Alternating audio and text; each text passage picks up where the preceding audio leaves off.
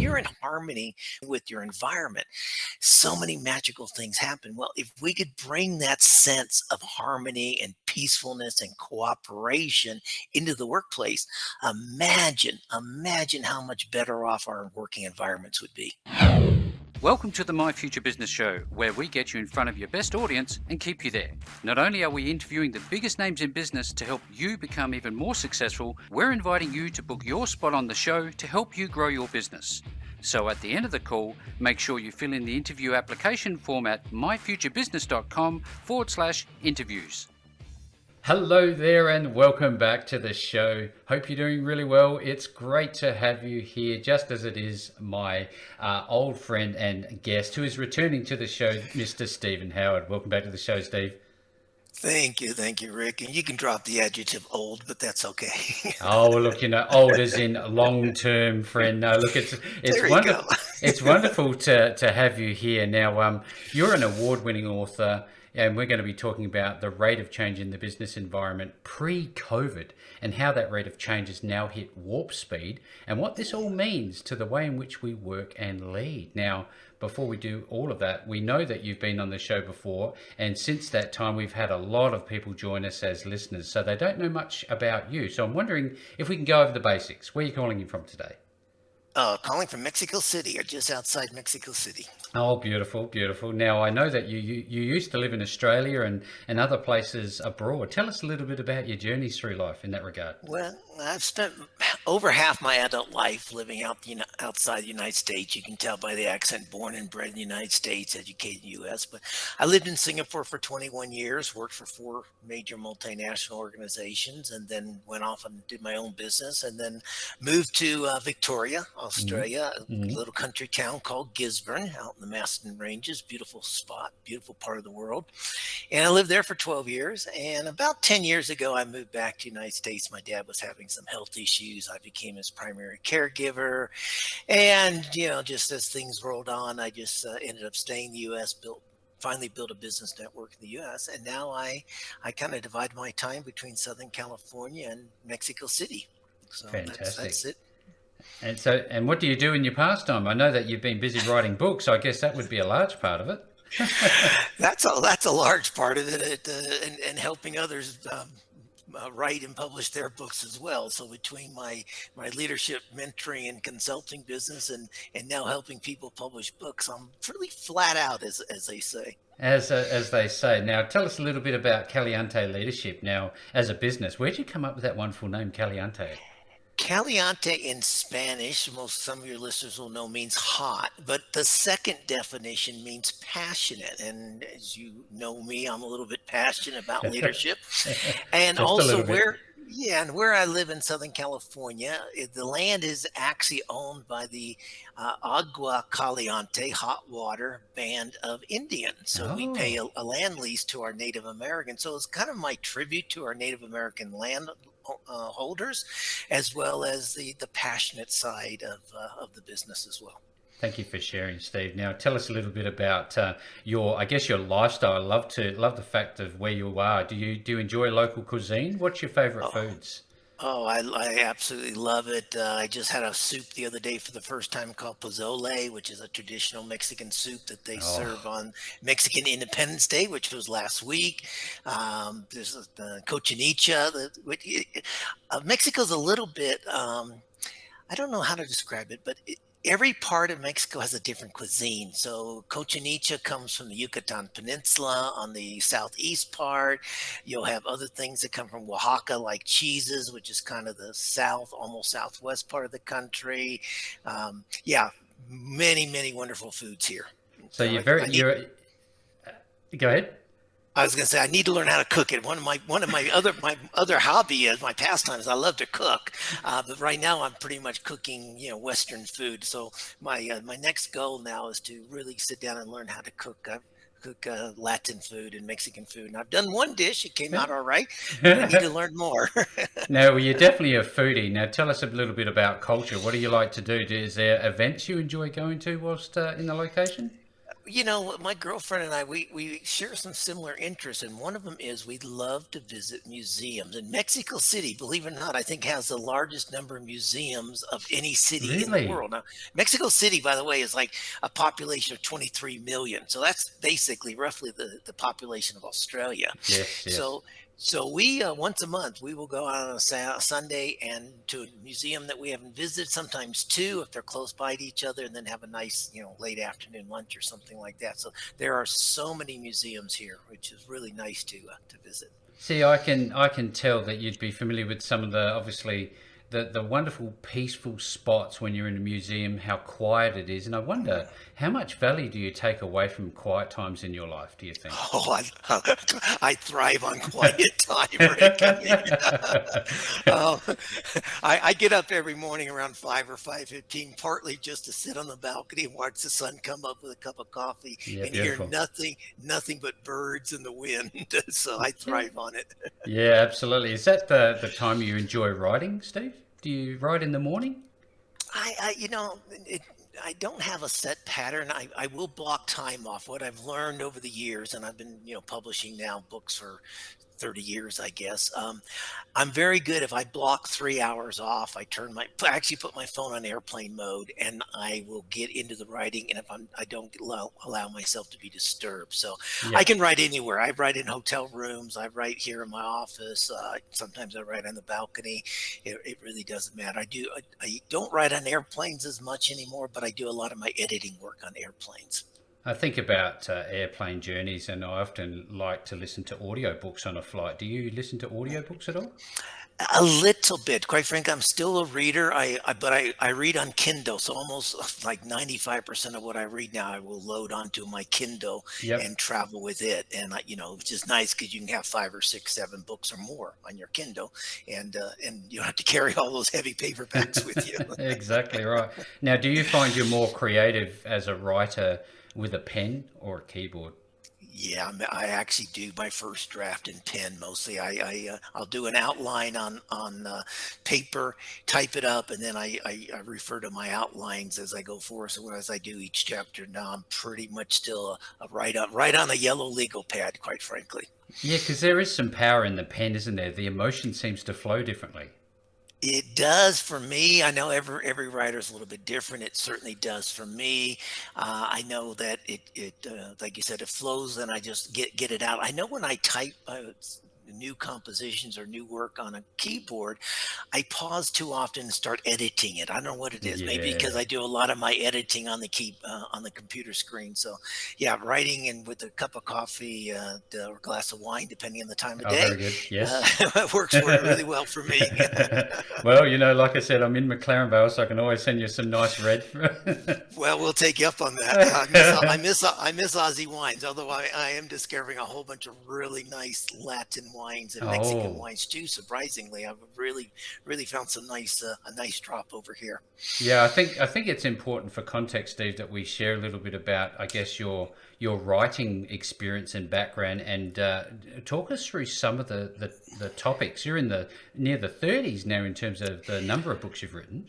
Yeah, this is number 22 of my own, but I've also ghostwritten 9 others in a personal development series. I started, my very first book was about branding. I mean, my background, my career background was marketing, branding.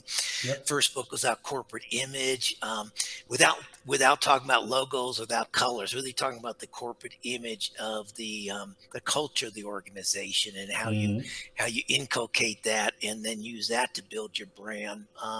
Then I wrote some books. They were kind of collections of quote books, Asian quote books. I wrote a couple of the marketing books on very short chapters called 50 Powerful Marketing Minutes. So you could read each chapter in roughly a minute, minute and a half. And there Mm. was like 50 of them. So that was most of the early writing.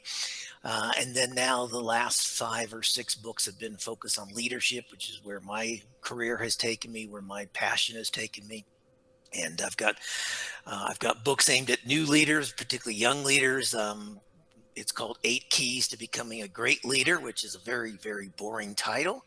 But the subtitle is what the younger generation likes. The subtitle of that book is called Tips and Techniques from Gibbs, Yoda, and Captain Jack Oh, Sparrow. of course. There you so, go. but Gibbs in Australia, they probably don't know Gibbs so well. Gibbs is a TV show in the United Oh, States yes, called yes. NCIS. So yeah, Oh, I guess you know absolutely. that. Yeah, okay, so you know that. Yeah, And I'm watching it he's every other night. there you go. Well, he's the ex-Marine command and control type leader.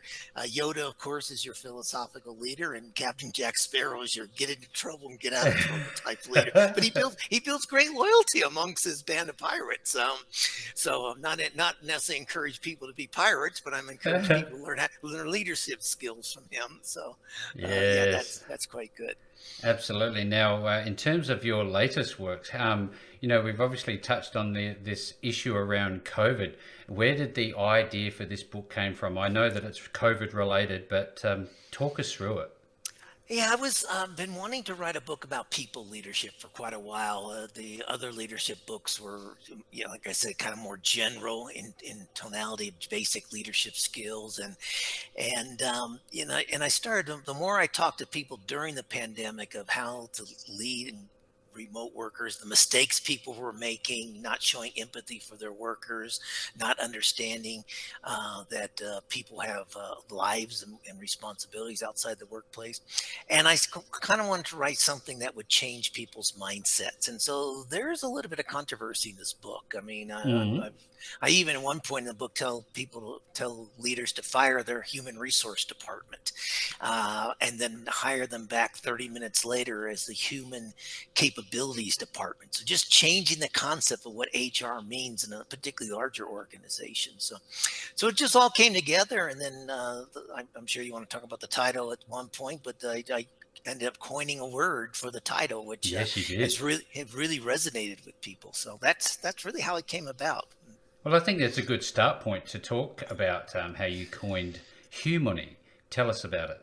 Well, Humany, I was just playing around one night. This was with a glass of wine, I have to admit, and out on the Very good. balcony, watching the sun go down, and just thinking about, and I kept telling myself, leaders, and one of the phrases I came up with, which is actually kind of off of Yoda. Yoda, he taught us that we need to unlearn what we've learned, and I was playing around with that phrase in my mind, and I started thinking, leaders need to unlearn management. Nobody wants to be managed. People want to be led. And I kept thinking about that man leading and they need to learn to be human again. I kept playing with the word human and how does human and humanity uh, apply to leadership. And then I started thinking about the workplace and all the conflict and drama in the workplace. And I Mm. said, it's a shame we don't have harmony. People need harmony coming out of the pandemic. And then those thoughts just combined at one point, literally like the typical light bulb moment that goes Yeah, off. And great. so I combined the words humanity, and harmony, and to focus on the need to lead people, but also for leaders to create workplaces of well-being and harmony. And it has resonated with everyone I've talked to about. Interestingly, when I do ask people about, tell me about the harmony in your workplace, people laugh at me, they scoff at me, they say, "There's no such thing as harmony in the Ah, workplace." yep. And I thought, good. Well, that's what I want to encourage. I want to encourage people to stop and pause, and because think about it, Rick, when we as individuals, when we are in harmony with ourselves or with life in general, what happens? We get into flow, we get creativity going. I mean, whether it's like you hosting a podcast or working on a personal project or whatever it happens Yep. to be, when you're in harmony with the world, when you're in harmony with your environment, so many magical things happen. Well, if we could bring that sense of harmony and peacefulness and cooperation into the workplace, imagine how much better off our working environments would be. That's amazing. That's just so enlightening, isn't it? To have that light bulb moment. I bet you couldn't grab that pen fast enough. Oh, it was in my hand. I was writing it down and scratching other ideas off. And but boy, when I wrote the word humany, and I circled it so fast, and it just like that was it.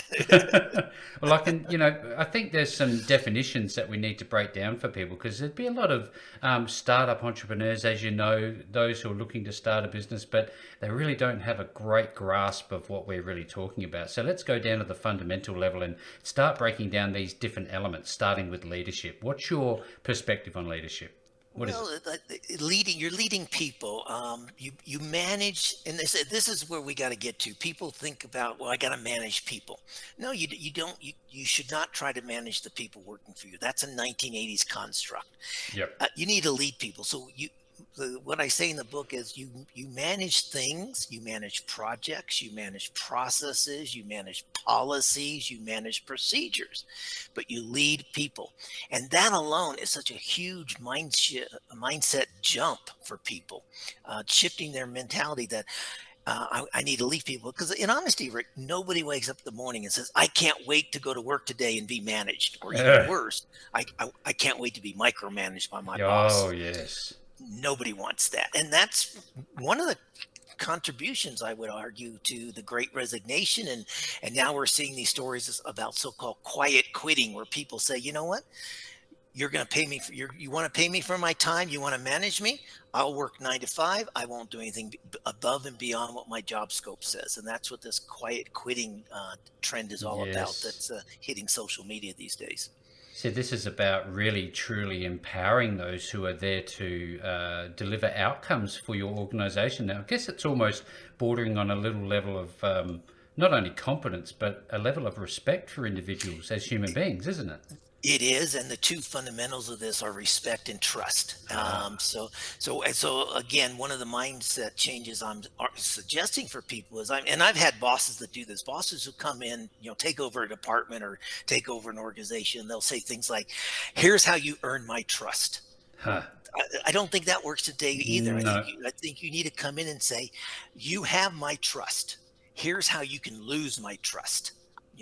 And tell them maybe it's by hiding secrets or not coming to me soon enough or not raising issues quick enough. Uh, you know, that's how you can lose my trust. Nobody needs to build your trust. no. I think that's part of it. The second aspect of this is because people ask me, so you're talking about people instead of profits. You're talking about like socialism and that. No, no, No, no, no, no. not at all. I'm talking about people before profits. Yep. It's not people over profits because that's either or. It's people plus profits because you will get greater results if you create a harmonized environment, if you treat people with respect and trust, and you'll get higher cooperation, you get higher innovation, higher productivity. It's as really as straightforward as that. And if people that feel confident working for their leader, and they trust them and they feel empowered, how often do you see them coming out of their shell, especially when something's gone wrong and they've cost the business money? Does it help them overcome problems like that?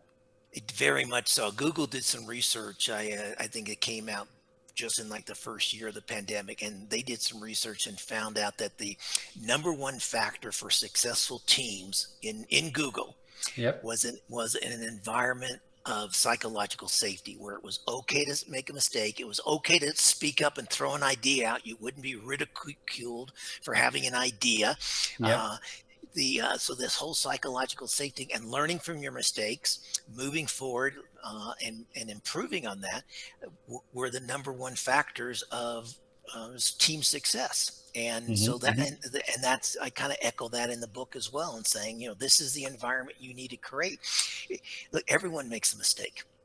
Um, and the opposite of that, the corollary of that, if you want, the 180-degree version of that is, as a leader, you also have to be humble and admit that you don't know everything, because no leader can know everything in today's workplace. So you have to be confident enough to say, hey team, you know what? I don't have all the answers. I'm looking to you. I'm looking to you for your ideas. Let's work on this together. Together we will come up with a great solution. Um, so I guess I'd summarize that up, if you want, in a phrase I use in the book. I mean, years ago, a leader wanted to be the smartest person in the room. Today, I suggest the leader needs to create the smartest room possible. Get the smartest people Yes. you can find into that room and work with them and empower them. Send them the vision. This is the outcome we want. I'm going to trust you guys to come up with the way we get there. See, the thought of being vulnerable in my past experience as a leader in oil and Sure. gas, if you like, a very, I guess, difficult environment to work with, and massively challenging literal environments to work with. Being vulnerable was never a thing on the cards. Do you think vulnerability's coming to the fore more nowadays, or? Absolutely. I now look, look, this is going to be hard for those of us who are over 45. Mm. This is going to be damn difficult and it's going to be uncomfortable. But if you keep trying to lead the way you led before the pandemic, you'll be successful for a year or two, but you're going to end up spending more time replacing your employees, replacing your team members, than working on getting results, because people are not going to put up with that anymore. I mean, people came out of the pandemic reevaluating the role that business and work plays in their life. And so many Hmm. people say, you know what? I don't need to keep making more and more money. I can be happy with this, or I can reduce it, or I can, I've learned that it's not worth commuting an hour and a half twice a day and coming home and my children are already asleep. I mean, I'd rather work from home and read my children a book to put them to sleep. Yeah, absolutely. Great feedback. Now, I think about how effective leadership and people in those leadership roles can be, especially now that we've touched on the great resignation, but we've also seen a massive jump in remote working.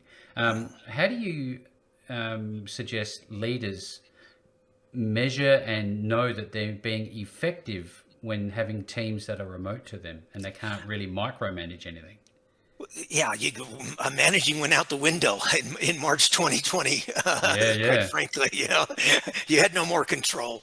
Yep. Um, you're going to have to change again. You're going to have to change the way you lead. And interesting. So many people say, well, there's this bias, this inherent bias. If you're a remote, you won't get job promotions, you won't get new assignments, you won't get the plum assignments. That has to change.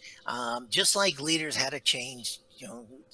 Over the last couple decades, and realize that, women can work just as effective with men. There's I don't know if any assignments, but if they are very, very few assignments need to only go to men, and women need to have the same opportunity. And that Mhm. mindset, that thinking had to change. This thinking has to change now. That they're still your people. They may not be in the same physical location as you as often or all the time. Doesn't matter. You're going to have to change your leadership style. And look, again, it's going to be uncomfortable. Yep. The chairman of Google, he made a comment earlier this year, and it just shocked me. He was on one of these TV shows, business TV shows in the United States, and he said something along the lines of, "I don't know how you teach leadership to remote employees." Well, my reaction is, and I put it in the book, I said he and his board need to learn, because that's going to be the future. And if you may not know how to teach leadership skills to people today, and interaction skills to people who are remote, but that's the reality. You're going to have to learn how to do that, and it can be done. But Mm. he's kind of a dinosaur. He's stuck in See, the old methodology. and this is what brings up my next comment, which is about adaptation and innovation. So, does this mean that those who maybe are at the head of the ship with their hands on the steering will maybe need to look to new leadership, or maybe retrain themselves, or I shift think to they the have to. side? I think they have to train themselves. I mean, that's why I wrote the book. Quite frankly, I mean, hopefully they'll Yep. read the book, or I've Yep. got a bunch of videos on my YouTube channel kind of explaining it if you don't want to read it. But Hmm. yeah, this is a mindset change. Like I said, you can be successful doing it the old way for maybe another couple years, short-term success. But if you want sustainable success, if you want your business to grow and grow, um, you're going to have to change your mindset. And another mindset change, quite frankly, is, when we talk about human capital, which is a stupid phrase now, the when you talk about the cost of your workforce, the first thing I'm sure comes to your mind and everyone else's mind is things like payroll, medical leave, paid vacation leave, bonuses. No, when we talk in the future about the cost of human capital, we need to think about what is it costing us in terms of human emotional, mental, and physical well-being. Working 60 hours a week is not healthy for anybody. It's not healthy for society. It's not healthy for your workforce. You burn people out, you're going to have to replace them. So leaders going to have to start thinking about this constant focus on results, results, results, more, more, more. Is going to have to be tampered down a bit, and understand that our role as leaders is to ensure that our people are maintaining mental, emotional, and physical well-being. I always enjoy having conversations with you. Now, I'd love to explore, if we could, Steve, the idea of 80-20, the 80-20 rule as it applies to people-centric versus performance-centric. Does there need to be a balance between the two? Is it more 50-50 than it is 80-20 maybe?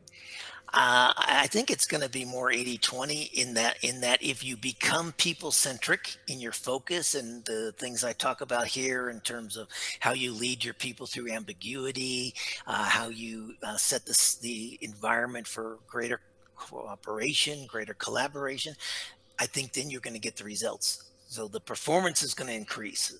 Yeah. But the way to get there, in some ways, it's like this analogy just came to my head, but it's kind of like somebody training for like a triathlon or something. The results don't come when you run it. They come when you run the triathlon, but they result because of the effort you put into the training. So everything you do to increase your body, to set you up for success in a triathlon, the same thing here. The more you focus on your people leadership skills, the more you keep developing your people, training your people, coaching your people, mentoring your people, your results are going to show up. Yeah, you don't have to focus on. You don't have to have weekly reviews on numbers. Have weekly reviews on how you're growing your team. Well, the thing is that comes to my mind is this question of metrics, because obviously every leader that, again, is over the age of 45 is looking for ways, tangible ways, measurable numbers on the page to measure well-being, and those softer sort of emotional-based parameters, if you like. How are we going to measure that? How are we going to know? Well, I'll tell you, you're already measuring it. You're just not looking at it. And so I'll tell you that, within 12 months, the sick days will go down. The lost work, that'll go down. And quite frankly, after a couple years or maybe less, depending on your relation with your insurance company, when you start seeing fewer sick days, you see higher productivity, you see less drama, less conflict in your workplace, less incidences that need to be sent over to the HR department for mediation. Your insurance costs are going to come down, particularly your medical insurance costs are going to come down. Your recruitment costs are going to come down because people will want to work for you. I mean, right now, people's recruitment budgets are going through the roof as they try and replace people. That's going to go down. So we have metrics in place for some of this stuff. Now, some of this stuff maybe not. Not yet, at least. But and here's something nobody ever seems to measure. And I've gone into companies recently and started advocating you measure this. So you have, let's say, 11 vice presidents in your organization. Say you've got maybe 600, 800 employees, 11 vice presidents. Whoever measures the attrition for each one of those 11 vice presidents and for the people below them, they measure employee attrition across the board. But I go in there now and say, okay, so you got 12% turnover. Is that coming equally across all 11 of your vice presidents, or one or two of them having 80-20 running 20%, and some others are running 3%? What's the difference? Wow, you start looking at that and eyes are opening up, and saying, you know what, those other two need to change a little bit. They can't, and they typically will be the alpha types, the bullies, the ones who shout a lot, the ones who push, and they get great results. But that's what I mean. What's the cost of those results? The cost is in high employee turnover, low employee motivation, low employee engagement. And when you start looking at it that way, you have to say, you know what, there's no room for that kind of leadership in our company. That person needs to change. And I run into I run into people say, oh, well, that's my style. I'm just a hard driving person, and that's my style. I can't change. And I ask them, well, are you that way when you go to your church? Are you that way when you go to your children's soccer game? Some of them are in the soccer game, quite frankly. But are you that way when you talk to your spouse? Of course not. well, then you Mm, can change. This is not who you are. This is only who you are within the confines of this working environment. This is not who you truly are. So yeah. you need to bring some other things into the confines of the workplace. So there seems to be that need for the receptivity for Yeah. change and continual improvement, doesn't there? Yeah, it goes back to we have to unlearn what we've learned, and you have to unlearn management. I mean, these are management techniques, and managing people's not going to work. So change. You can change. You can. And it's not going to be easy. It's not going to happen overnight, Mm. but you can change, and you will see the results if you make those changes. I'd really love to just explore who this book would be most suited to, because I think of the different industry sectors and the different types of people that I've spoken to on the show, for example, different leaders and different employees. And there are certain industry sectors that are far more inherently stressful than others. Therefore, their leaders have a tougher job by default. Yes. Let's talk the medical profession.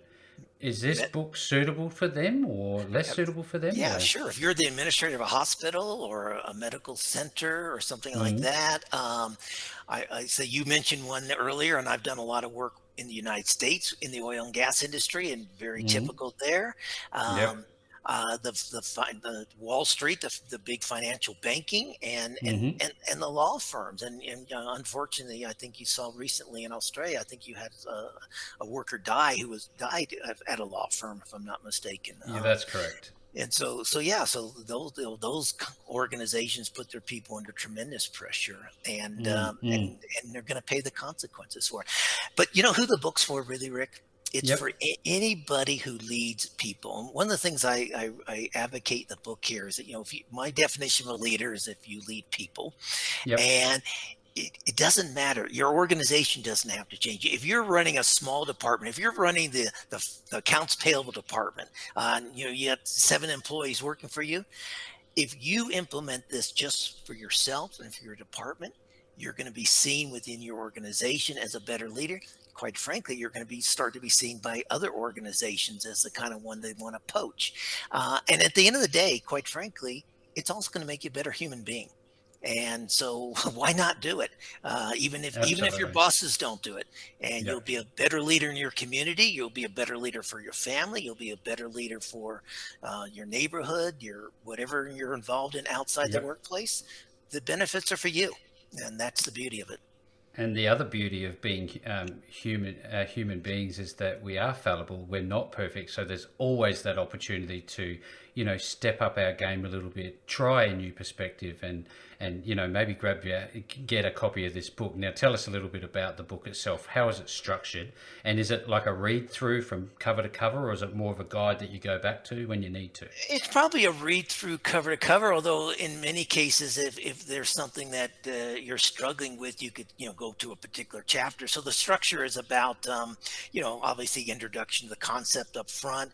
I've got a very nice forward from a gentleman who was LinkedIn's first chief HR officer. Oh, He fantastic. he wrote a book called Workquake, like Mm. earthquake, workquake. Yep. Great Yep. book, talking about how organizations need to reorganize, and it's highly recommend his book. And then this book, if you reorganize around his thinking and then take these leadership principles in, you'll have a wonderful organization. But then there's chapters like one chapter dealing with emotional intelligence, one chapter actually it's called dealing with uncertainty and ambiguity, a chapter on resilience, a chapter on adaptability, one on tenacity, one on building strong relationships. So you don't have to necessarily read chapter by chapter, particularly if Mm. you have an issue. There's one about cooperative collaboration. So if you've got drama within your team, or if your team members are not cooperating with the other functional areas in your organization, you could go right to that chapter.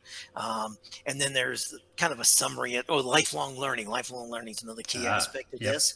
And then the chapter about how do you create a harmony climate and a harmony culture in whatever part of the business you have influence over. So, it is a cover to cover read. But then for those who have specific issues, you could jump right into the meat of a particular topic if you wanted to. Absolutely wonderful book, great content, great conversation. Always enjoy the conversation, Steve. Now, that being said, if people want to not only get the book, but they want to learn more about you, maybe connect with you and work with you on leadership skills in their own organizations, tell us a little bit about the services that you might provide. Okay, well, I do coaching and mentoring, both individual and coaches, individual and groups, teams. Mm-hmm. And then I also, I put together customized workshops. They can be anything from a half day virtual session to, I'm doing one for a client right now that's a 4-day in-person program. So it really depends on what people need. Yep. Everything I do is customized. And everything you need to know is on CalienteLeadership.com. So Caliente, CALIENTE, leadership.com. You can find me there. You can find me on LinkedIn, Twitter. I just started an Instagram account for Human Leadership. I don't know how that's going to go. I'm spreading my wings. I'm learning as well now. We'll see how that goes. The book is right now exclusively through Amazon, including in Australia, but around the world, both in paperback and Kindle. And you can grab it anywhere. And then I'll be finding out that I've got a couple of book shows I'm going to later in the year, where I'll hopefully have some local distributors in other parts of the world who want to distribute to bookstores, for instance. So, but right now Amazon's the big powerhouse in publishing, so that's the place to go, for better or worse. It's all happening, Steve. I know that you follow what's happening in leadership, and you know as well as I do that things never stay the same for too long. So I expect that you'll be putting pen to paper soon enough. And now with your next installment, so we're looking forward to that. Now, if you've been on this call and you've enjoyed the conversation that Steve and I have had, and you're a leader, or you're aspiring maybe to be a leader, certainly do reach out to Caliente Leadership. I'll be making sure that you can find that link back to Steve and all of his wonderful work, including his books. And if you want to go direct to the book, which is called Human Leadership, Mindsets, Skills and Behaviors for Being a Successful People-Centric Leader, just go visit Amazon, both .com.au and .com, and you'll be able to find the book. And with all that being said, Steve, great call. Thank you very much for joining me on the show. Thank you. And don't let me leave without saying congratulations. I saw your first book earlier this year. So congratulations on joining the world of being an author. It's now in your blood as well. So I look forward to your second book when it comes out. Thanks, Steve. Okay, Rick. Take care, my friend. Thanks for joining us today. If you enjoyed the call, then make sure to subscribe, leave a comment, share us with your friends, and book your spot on the show at myfuturebusiness.com/interviews. And if you're looking for solutions that will help grow your business, then visit myfuturebusiness.com/shop.